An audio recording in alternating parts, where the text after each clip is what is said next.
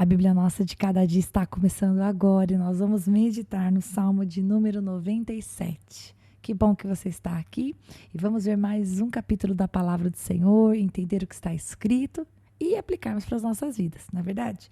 Vamos começar? Salmo de número 97 diz assim: O Senhor reina, exulta a terra e alegrem-se as regiões costeiras distantes. Nuvens escuras e espessas o cercam. Retidão e justiça são a base do seu trono. Fogo vai adiante dele e devora os adversários ao redor. Os seus relâmpagos iluminam o mundo e a terra os vê e estremece. Os montes se derretem como cera diante do Senhor, diante do soberano de toda a terra. Os céus proclamam a sua justiça e todos os povos contemplam a sua glória. Pare aqui, por favor. O que nós vemos nesses primeiros 6 versículos do Salmo de número 97 é uma verdadeira exaltação do poder do Senhor e uma descrição da sua glória, da sua majestade. Quando diz aqui, né, logo do princípio, no versículo 1 diz, o Senhor reina, né?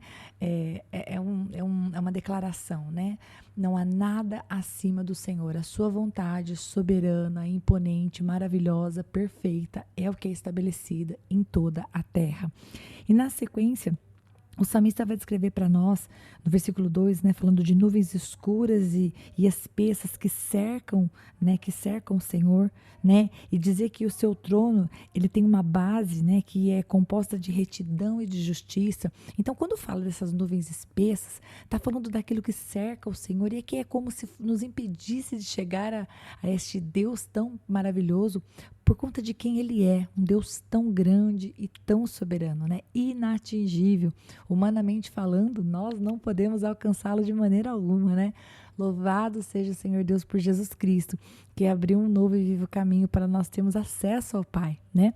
Mas a palavra de Deus nos descreve a sua santidade, a sua justiça, a sua retidão, como sendo a base de um trono. E além disso, o verso 3 vai dizer que fogo vai adiante dele, que os seus adversários são consumidos. A Bíblia não fala nem sequer de uma luta, né? A Bíblia vai dizer para nós que o Senhor, ele é tão grande, tão poderoso, que simplesmente a sua presença, aquilo que vai adiante dele, consome os seus adversários. Eu não sei o que isso causa para você, mas isso causa para mim um senso de proteção muito grande. Saber que o meu Pai, o Criador dos céus e da terra, o Criador de todas as coisas, o meu Criador, o meu Salvador, é aquele cujo poder não pode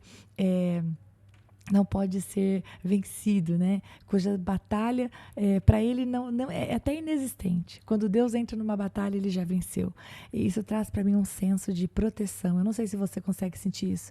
Aquela fé, aquele afago na nossa alma, dizendo, se acalma, filha. O seu pai é um vencedor invicto, né? E aqui é descrito, então, que esse fogo vai devorando os adversários.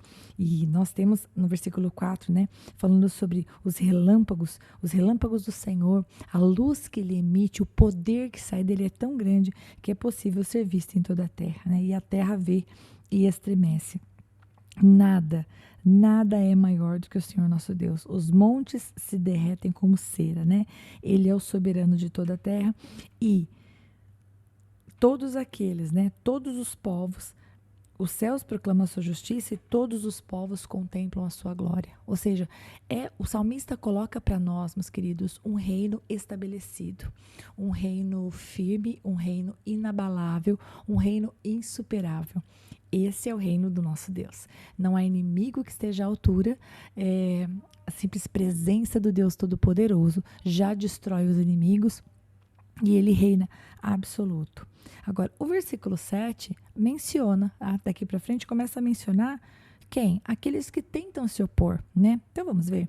O versículo 7 fala assim: ficam decepcionados todos os que adoram imagens e se vangloriam de ídolos. Prostram-se diante deles todos os seus deuses. Quando eu estava lendo sobre isso e vi novamente falando sobre ídolos, Eu me lembrei de alguns textos da palavra de Deus e eu vou até mencionar para você, mas eu acho que eu vou esperar chegar no versículo 9 porque vai falar de deuses também. Vamos ler o versículo 8 então? Fala assim: Sião ouve e se alegra, e as cidades de Judá exultam por causa das tuas sentenças ou da tua justiça, ó Senhor. Você pode encontrar esse versículo idêntico, né? O versículo 8, ele está idêntico lá no Salmo 48, verso 11.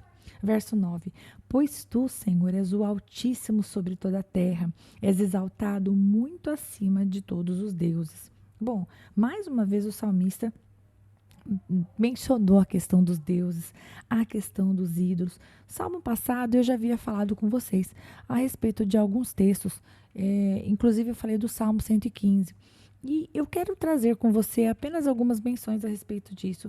Por que o salmista, quando ele fala sobre um reino, né, o reino ideal do Senhor, a presença de Deus, ele diz que o Senhor vai destruir os seus inimigos e fala da frustração daqueles que confiavam nos deuses. Por que isso é mencionado? Porque sim, algumas pessoas, ao invés de confiar e colocar a sua fé no Deus Todo-Poderoso, colocam sua fé e sua esperança em falsos deuses, em ídolos. E o Senhor já adverte sobre isso desde lá de trás. Se você vai lá em Deuteronômio capítulo 27, versículo 15, o Senhor fala assim, ó: Maldito seja aquele que esculpir uma imagem ou fizer um ídolo fundido, obra de artesãos, detestável ao Senhor, e levantá-lo secretamente. E todo o povo dirá amém. Então o Senhor já estava dizendo que era maldito aquele que faz um ídolo para ser adorado.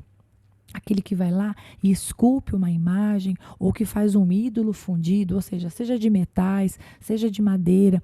Os ídolos, eles não eram aceitáveis diante do Senhor, eles não eram agradáveis ao Senhor. E por que isso, Rita? Bom, eu acho que Isaías 42, verso 8 nos explica um pouco. O Senhor vai dizer assim, lá em Isaías 42, 8: Eu sou o Senhor, este é o meu nome. Não darei a outro a minha glória, nem o meu louvor a imagens. O Senhor, ele não divide a sua glória com nenhum outro Deus ou com nenhuma outra imagem. Então, toda a bênção, toda a glória, todo o louvor, toda a exaltação devem ser tributadas a Deus, né? Deus não se agrada que a gente atribua a um ídolo ou a uma imagem aquilo que ele fez. O Criador dos céus, o Criador da terra, o rei ou a rainha dos mares, isso e aquilo. Não, o Senhor Deus criou os mares, o Senhor Deus criou os céus, o Senhor Deus criou os continentes, o Senhor Deus criou as nossas vidas, o Senhor é o Deus do nosso casamento. Nenhum ídolo é Deus do nosso casamento, né? Então, nós não devemos colocar em imagens fundidas ou esculpidas a nossa fé. E aqui Isaías, falando em primeira pessoa, né? Quem está falando na verdade é o Senhor Deus, já diz, Deus fala: eu não vou dividir a minha glória com o outro. Agora, Apocalipse, para finalizar, né? Apocalipse 9, versículo 20 e 21, olha só. Diz assim, acho que eu vou ler só o 20. O restante da humanidade, os que não foram mortos por essas pragas, nem assim se arrependeu das obras das suas mãos. Eles não pararam de adorar os demônios e os ídolos de ouro, de prata, de bronze, de pedra e de madeira, ídolos que não podem ver, nem ouvir, nem andar. Então, lá no livro de Apocalipse, a gente vê a menção de pessoas que estavam adorando demônios e ídolos de ouro, de prata, de bronze, de madeira, né? Ídolos feitos pelas mãos humanas. E que, inclusive, essa descrição, né? Descrição que não podem ver, ouvir e nem andar, a gente viu lá no Salmo 115 e no Salmo de ontem. Então, mais uma vez, a gente vê a Bíblia explicando a própria Bíblia, né? Deuteronômio, Isaías e agora Apocalipse, falando que Deus abomina os ídolos. Eu e você, nós temos um Deus, um Senhor no nosso coração. Todos os outros que viveram sobre essa terra e foram homens bons, pessoas honradas, pessoas de Deus, todas essas pessoas foram usadas pelo Senhor para fazer algo. Mas Deus é um só, né? Nós não devemos ter ídolos, nós não devemos ter imagens de escultura, nós não devemos ter feito imagens feitas nem de madeira, nem de ouro, nem imagens fundidas, como eu acabei de ler, né? Não preciso falar porque eu acabei de ler na Bíblia e eu acho que você já entendeu. E agora o versículo 10, 11 e 12 vai finalizar esse salmo. Vamos lá comigo? Versículo de número 10 fala assim: odeiem o mal, vocês que amam o Senhor, pois ele protege a vida dos seus fiéis e os livra das mãos dos ímpios. A luz nasce sobre o justo e a alegria sobre os retos de coração. Alegrem-se no Senhor, justos, e louvem ao seu santo nome.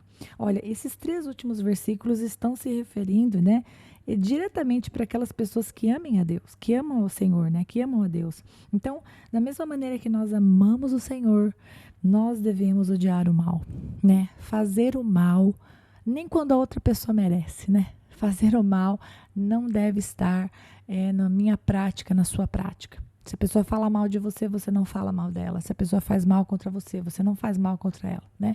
Você se protege, você ora, você não fica suscetível a sofrer de novo, você toma as medidas cabíveis, mas você é uma pessoa que depende de Deus. E na sequência é exatamente dito isso, né?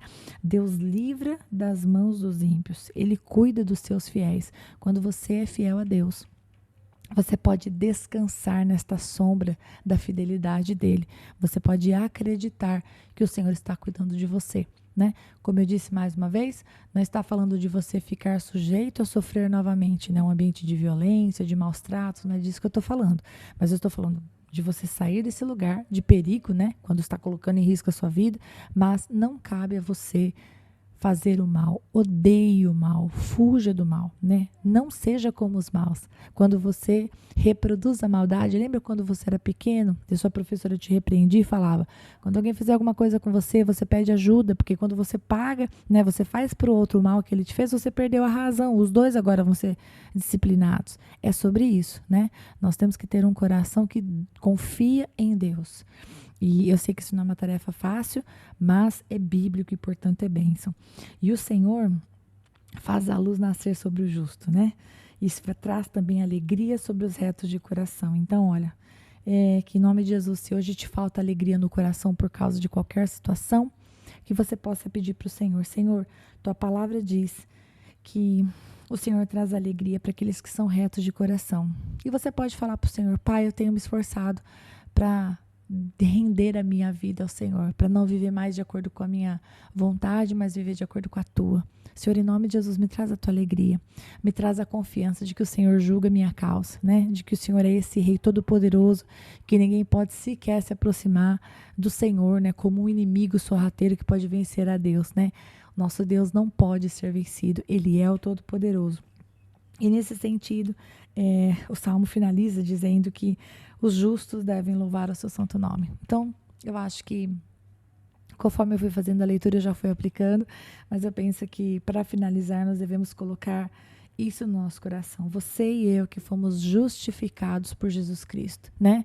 Não somos justos de nós mesmos, fomos justificados pelo sangue do justo, né? Jesus Cristo morreu na cruz pelo meu pecado e pelo teu, e realmente nos fez justos, nos fez dignos de nos achegarmos à presença de Deus. Eu e você, nós devemos louvar o seu santo nome. E nós vamos louvar o Senhor a despeito de qualquer momento que estivermos vivendo, né? Quer estejamos esperando uma resposta, quer estejamos num beco sem saída, quer estejamos ansiosos, louve ao Senhor.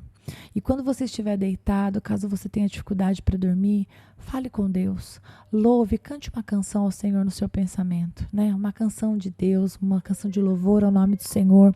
Fale com Deus, adore o Senhor, não deixe de adorar o Senhor.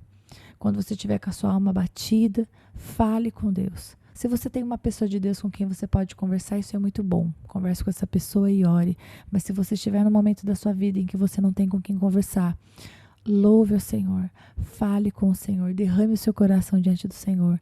E Ele com certeza vai ouvir cada uma das suas palavras. E Ele, que é um Deus todo-poderoso, vai agir em seu favor e vai fazer com que a luz do Senhor, né, brilhe, nasça sobre você, como diz o versículo 11. Deus te abençoe. Curte esse salmo, comente alguma coisa, compartilhe com alguém, faça esse algoritmo ver que nós existimos. E eu espero você para meditar no salmo de número 98, se o bom Deus permitir. Até lá.